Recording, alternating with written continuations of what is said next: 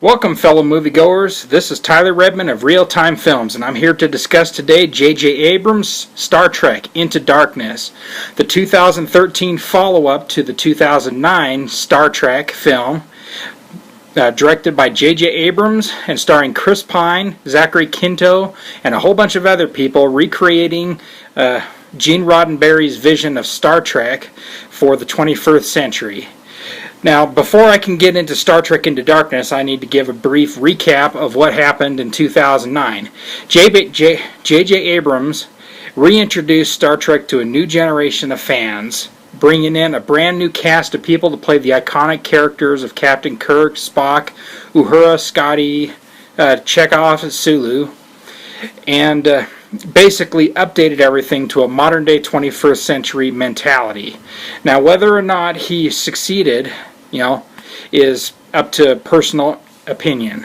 I don't think it was anything like the original Star Trek, and that's not necessarily a bad thing, but, for diehard Star Trek fans, many of them were off-put by this, especially the mentality of, action over character development and substance.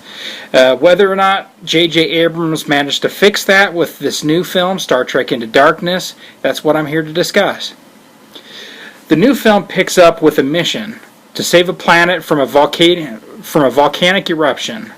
Spock, in the process of getting ready to detonate a cold fusion device inside a volcano to prevent the volcano from erupting and killing a whole civilization of people who are primitive and, have some weird deity that they worship that the Enterprise is not supposed to get involved in because of the Prime Directive. These are the people that Spock and Kirk and the crew are trying to save. What they do not want is they do not want to interfere with the natural development of these people, because if they are spotted, it can change the entire way that these people feel and believe. Now, Spock, in the process of executing this cold fusion device inside the volcano, gets dropped off and, his life is basically in danger. He has no way of getting back out. Kirk must choose either to let him die or violate the Prime Directive by pulling the Enterprise out of hiding and coming to rescue Spock, allowing the Enterprise to be seen by the natives. Captain on the bridge! Lieutenant, we have an open channel, Mr. Spock. The heat's frying his comms, but we still have contact. Spock! I have activated the device, Captain. When the countdown is complete, the reaction should render the volcano inert. Yeah, and that's gonna render him inert. Should we have use of the transporters? Negative. Not with these magnetic fields. I need to beam Spock back to the ship. Give me one way to do it. Maybe if we had a direct line of sight. If Hold on, wee man. You're talking about an active volcano, sir. If that thing erupts, I can't guarantee we can withstand the heat. I don't know that we can maintain that kind of altitude. Our shuttle was concealed by the ash cloud, but the Enterprise is too large. If utilized in a rescue effort, it would be revealed to the indigenous species. Spock, nobody knows the rules better than you, but there has got to be an exception. None. Such action violates the Prime Directive. Shut up, Spock. We're trying to save you, damn it. Doctor, the needs of the many outweigh the needs of the few. Spock, we're talking about your life! The rule cannot be broken under any circumstances. Spock! Try to get him back online. 90 seconds to detonations. Spock over here and I were there. What would he do? He'd let you die. As we see in that clip, Kirk and Spock have two different, viewpoints over what should be done in that situation. Obviously, Spock does not die in the beginning of the film. That's not a spoiler, because if Spock died at the very beginning, he wouldn't be in any of the rest of the film. Anybody who's seen a trailer knows that Spock is not just in the first couple minutes of the movie and then he dies. So I'm not spoiling anything by saying that Kirk does what he has to rescue Spock. And this gets Kirk in some trouble. He has violated the Prime Directive. He's been spotted by the natives. They have seen the ship. There's a pivotal scene right there at the beginning where the native men, one of them holding a scroll that has some religious significance to them, drops it in the dirt as another one is drawing a sketch in the dirt of the Enterprise. This has clearly influenced the way that they think about the universe and about their deities. And by violating the Prime Directive and causing this, Kirk is punished. He has the Enterprise taken away from him. And at first, this seems like the right way to go with the story, because one of the biggest complaints about Star Trek 09 was that Captain Kirk became captain way too early in his career. I mean, he's fresh out of Starfleet, and suddenly he's the captain of the Enterprise. So by taking that captaincy away from him, it sets up an opportunity for him to really earn the ship.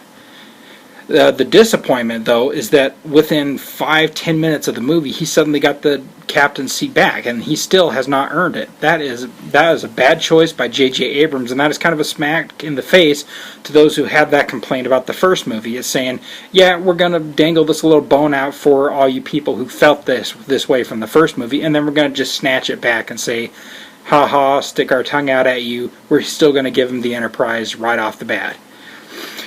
The other disappointment in this film is that the main villain, I'm not going to give his name here because that is a major spoiler, and if you have not seen the film by this point, I'm not going to spoil who the villain is. Most of you probably have seen it and already know it, and are probably laughing at yourself saying, go ahead and say it, but I'm not going to say it. Anyway, John Harrison, the name that the character is given for the first half of the movie, has committed an act of treason and an act of terrorism against Starfleet, and he's gone off to hide on the Klingon homeworld. The problem with the Federation is that they can't just go to the Klingon homeworld and take him back. It would cause an out-out war with the Klingons. This is a part of the story that is dropped almost immediately after John Harrison is captured, about midway through the film. This is very disappointing because this would be a very good direction for the movie to go. But the movie just seems to forget all about that, throwing in a couple of token lines later on saying, war is inevitable, war is coming, we need to be prepared for it, but they never go there, and they never really visit it again. It all becomes about this fugitive, John Harrison. There's too much rehashing in this movie as well, and that's another major disappointment. Anybody who's already seen this movie knows the pivotal scene at the end. I'm not going to bring up exactly what it is, but it's a direct rehash of something that came in one of the earlier Star Trek movies with William Shatner and Leonard Nimoy.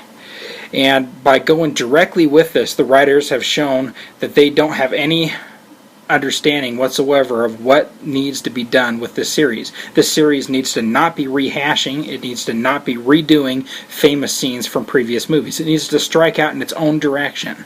It needs to come up with its own originality and its own storylines and not rehash what's already been done. Now, if isn't Captain James Tiberius Perfect Hair? Did you hear that? I called him Perfect Hair. Yeah. Where are you? Where are you? Are you drunk? What I do in my private time is my business, Jimbo. I need you to help me out with something. Will you take these coordinates down? 23, 17, 46, 11. You ready? Wait, you don't think I can remember 4 numbers? You little faith. In the end, I can recommend Star Trek Into Darkness for fans of Star Trek and people who have not seen a single Star Trek movie, including the Star Trek 09 film. However, I can't highly recommend it for the reasons I've listed before. That's why it's only getting 2.5 stars. That's why it is, a middle-of-the-road mediocre film. In 20 years from now, I can still see people watching Star Trek II: The Wrath of Khan or Star Trek IV: The Voyage Home, but I cannot see people really going back to Star Trek Into Darkness. It is forgettable at times, and for the most part, it's a big-budget action film with not a whole lot of heart and not a whole lot of character development. 2.5 stars is the best I can give it, and a mild recommend.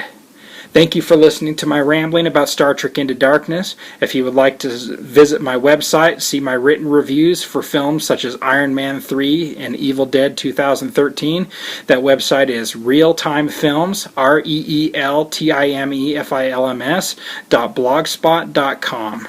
And thank you for watching.